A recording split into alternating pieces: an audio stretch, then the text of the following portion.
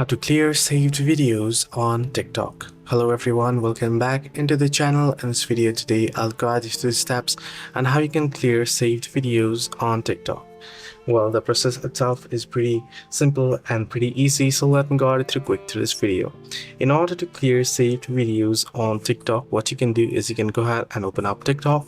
Once you open up TikTok, you want to head over to your profile. So here, I'll log in here. So head over to your profile, and then at your profile you'll find this list of icons, the lock icon, repost icon, and you can see the saved icon. Tap on it, and once here you'll be able to see all your saved posts, collections, sounds, effects and such. All you gotta do to remove it is open up the video and tap on the share icon again and the save icon again, and it'll be unsaved. So if you head back, you can say it'll be removed. So this is the only way. There is no any direct way to remove all at once or clear all at once. You'll have to do it one by one. Hope this video was helpful. Do like and subscribe.